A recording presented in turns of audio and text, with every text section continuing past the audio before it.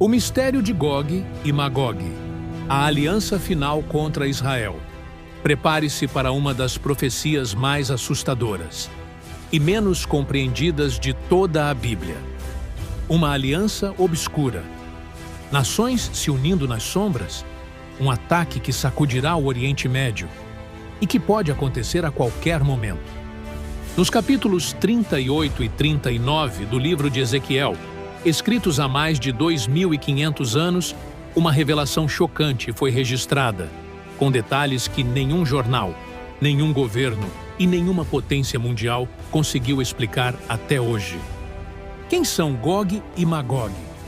Por que Irã, Rússia, Turquia e outras nações estão se aproximando cada vez mais contra Israel? E qual é o papel oculto das grandes potências, como os Estados Unidos, neste cenário profético? Hoje, vamos mergulhar na profecia que antecede o Armagedon e revelar o que está prestes a acontecer. Fique comigo até o fim. Você nunca mais verá o cenário mundial da mesma forma. E veio a mim a palavra do Senhor dizendo, Ezequiel, capítulo 38, versículos 1 ao 6. Filho do homem, volte o seu rosto contra Gog, da terra de Magog, príncipe soberano de Meseque e Tubal. Profetize contra ele.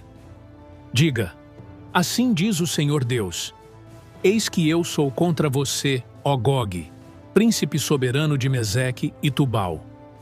Farei com que você se volte, porei anzóis em seus queixos e o farei sair com todo o seu exército, cavalos e cavaleiros, todos vestidos com armaduras completas.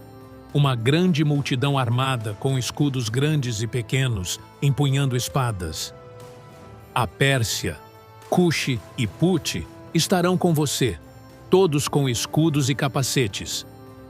Gomer e todas as suas tropas, a casa de Togarma, das regiões remotas do norte, com todas as suas tropas, muitos povos com você. Um anúncio profético de uma coalizão militar real, destinada a se levantar contra a nação de Israel nos últimos dias. É o que vamos desvendar agora. Povos ancestrais. Mas por trás desses nomes, há uma lista precisa de nações que comporão a grande aliança contra Israel no tempo do fim. O próprio texto de Ezequiel, capítulo 38, versículos 1 ao 6, apresenta a formação dessa coalizão. Agora, vamos traduzi-los para o mapa atual. Gog e Magog. O centro desta profecia é Gog, o líder militar e político que comandará essa invasão. Ele vem da terra de Magog. Segundo a tradição judaica, os registros antigos e muitos estudiosos contemporâneos, Magog se refere às terras do norte, associadas historicamente aos povos citas, habitantes das regiões que hoje abrangem partes da Rússia, Cazaquistão, Ucrânia e outras antigas repúblicas soviéticas. Magog, portanto, representa a atual influência da Rússia e de seus aliados na região norte da Ásia Central. E Gog? Gog não é necessariamente um nome próprio, mas um título profético. É o chefe militar dessa coalizão. Um líder político que surgirá no futuro próximo, provavelmente vindo desta esfera de influência russa. Meseque e Tubal. Meseque e Tubal, segundo muitos estudiosos, são identificados com regiões da atual Turquia, antigas cidades e povos localizados na Anatólia, no coração do território turco. A Turquia, hoje, ocupa uma posição estratégica. Membro da OTAN, mas cada vez mais alinhada com blocos orientais e islâmicos. Uma ponte entre o Ocidente e o Oriente. E um ator cada vez mais presente na tensão do Oriente Médio. Pérsia. Aqui, o nome não deixa dúvida. Pérsia é o antigo nome do atual Irã. Em 2.500 anos, o nome mudou, mas a identidade permanece. Hoje, o Irã é um dos maiores patrocinadores do ódio contra Israel. Financia grupos terroristas, sustenta o Hezbollah no Líbano, apoia o Hamas na faixa de Gaza e continuamente ameaça varrer Israel do mapa. A presença do Irã nesta profecia é central. Cuxi e Puti. Cuxi refere-se à região ao sul do Egito, tradicionalmente associada ao Sudão e partes da Etiópia. Puti representa as nações do norte da África, especialmente a atual Líbia. Ambas as regiões, até hoje, estão envolvidas em conflitos e instabilidades, muitas vezes sendo palco de influências islâmicas radicais e interesses militares globais. Gomer e Togarma. Gomer é associado à região dos povos ao norte da Turquia e Europa Oriental. Alguns estudiosos incluem partes da antiga Germânia, outros apontam para áreas vizinhas à Ucrânia e leste europeu. Togarma, por sua vez, é diretamente ligado à Ásia Menor, novamente o território da Turquia moderna e regiões próximas do Cáucaso. Agora, veja o quadro que se forma: Rússia e aliados do norte, Turquia, Irã, países islâmicos da África, povos do Oriente Médio e leste europeu. Todos eles, num futuro não muito distante, segundo a profecia de Ezequiel, marcharão juntos contra Israel. Mas por quê? Qual será o motivo dessa invasão? Ganância? Ódio? Religião? Ou um propósito ainda mais profundo e espiritual? Essa é a próxima peça que precisamos desvendar. Agora que identificamos as nações, a pergunta inevitável surge: por quê? Por que essa poderosa aliança se levantaria contra Israel? Qual a motivação que unirá povos tão distintos em um só objetivo de destruição? A resposta não está apenas na política, não está apenas na economia. Está no coração espiritual desta guerra profética.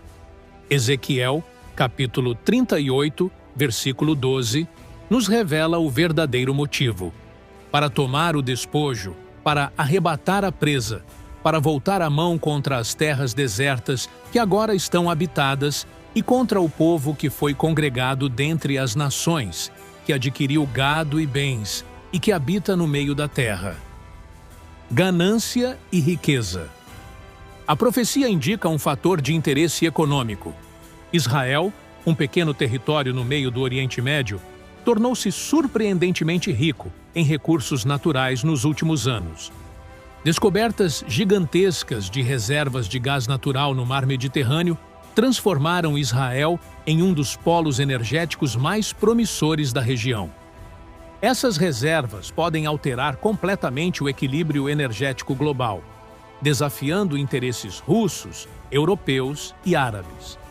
Além disso, Israel possui tecnologia militar de ponta, inovação em ciberdefesa, medicina e agricultura, atraindo a cobiça de muitos. A guerra, portanto, envolverá interesses estratégicos e econômicos. Ódio histórico. Mas a motivação vai além de bens materiais. O ódio contra Israel é antigo. Desde os tempos de Ismael e Isaque, de Esaú e Jacó, o conflito espiritual tem sido constante. O povo judeu, espalhado e perseguido por séculos, retornou à sua terra em 1948, cumprindo as profecias de Isaías e Jeremias. Esse retorno, visto como milagre para alguns, é intolerável para outros. O mundo islâmico radical nunca aceitou plenamente a existência do Estado de Israel. Grupos como o Hamas, Hezbollah e Jihad Islâmica pregam abertamente sua destruição. Este ódio não é apenas político. É um conflito espiritual entre as promessas de Deus e a oposição das trevas, a mão soberana de Deus. Mas há um terceiro e mais profundo propósito. Mesmo com tantos interesses humanos, a profecia mostra que, acima de tudo, é o próprio Deus quem conduzirá os eventos. Veja o que diz Ezequiel, capítulo 38, versículo 4. Farei com que você se volte, porei anzóis em seus queixos e o farei sair com todo o seu exército. Deus atrairá Gog e suas nações como peixes fisgados por anzóis. O Senhor não apenas permite esta guerra, Ele a provoca para manifestar sua glória. Este será o palco onde Deus, diante do mundo inteiro, Mostrará que Israel não se sustenta pela força de seus exércitos, nem por alianças políticas, mas pela mão poderosa do Senhor dos Exércitos. E assim, as nações marcharão contra Israel com ódio, ganância e orgulho. Mas encontrarão não apenas um exército humano. Elas enfrentarão o próprio Deus. As tropas marcham. Os exércitos avançam sobre Israel. As nações confiam em seus números, em suas armas, em suas estratégias. Mas então, o impossível acontece. O próprio Deus entra em cena.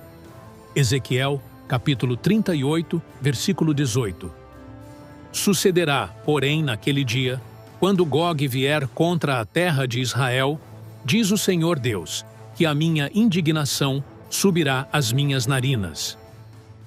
O juízo divino será desencadeado. Terremoto global. Versículo 19. Haverá naquele dia um grande tremor na terra de Israel. A terra inteira tremerá. As montanhas serão abaladas. Os peixes dos mares, as aves do céu, os animais do campo, toda a criação sentirá o impacto. O abalo sísmico não será local, será global. A natureza responderá à ira do Criador. O caos entre os invasores. Mas não termina aí.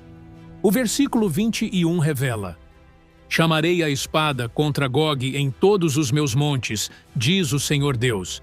Cada um voltará à espada contra o seu companheiro. O próprio exército invasor será tomado pelo caos. Confusão. Pânico. As tropas se voltarão umas contra as outras. O orgulho militar se desfaz em desordem total. Juízo com fogo e enxofre. O versículo 22 continua: Contenderei com ele por meio da peste e do sangue. Farei chover sobre ele, sobre as suas tropas e sobre os muitos povos que estão com ele.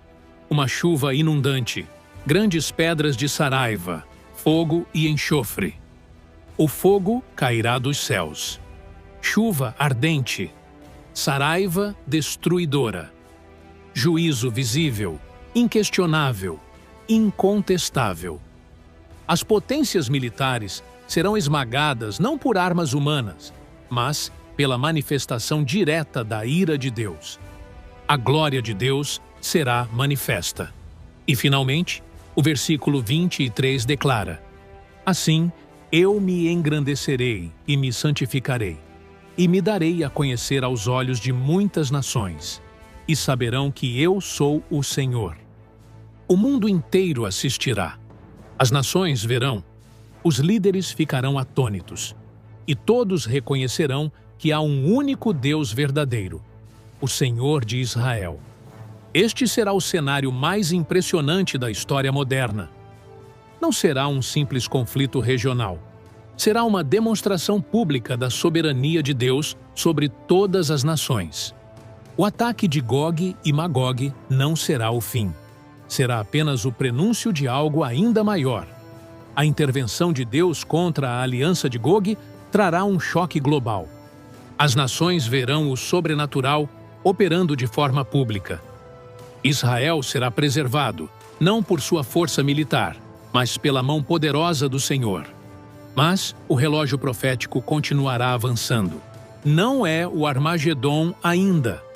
É importante compreender: a guerra de Gog e Magog, descrita em Ezequiel, capítulos 38 e 39, antecede o Armagedon.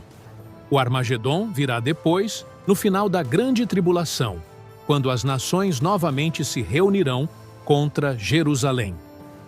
O livro de Apocalipse, capítulo 16, versículos 13 e 14, descreve: Então vi saírem da boca do dragão, da boca da besta e da boca do falso profeta 3 espíritos imundos, semelhantes a rãs, porque são espíritos de demônios, que realizam sinais e vão aos reis do mundo inteiro, a fim de reuni-los para a batalha do grande dia do Deus Todo-Poderoso. Essa batalha final ocorrerá quando o próprio Senhor Jesus Cristo retornar em glória. O tempo do fim está se aproximando. O que vemos hoje já prepara o cenário. As alianças militares entre Rússia, Irã e Turquia se fortalecem. Israel está cada vez mais isolado politicamente. O ódio contra o povo judeu cresce globalmente. As profecias se encaixam como peças de um quebra-cabeça profético. Cada movimento no cenário geopolítico atual aproxima o mundo do cumprimento total dessas escrituras. Jesus disse em Lucas, capítulo 21, versículo 28, "Quando estas coisas começarem a acontecer, levantem a cabeça e se animem, porque a redenção de vocês está próxima." Não estamos à mercê do caos. Estamos caminhando para a consumação do plano eterno de Deus e aguardamos a vinda gloriosa do nosso Salvador, porque, muito em breve, Ele virá.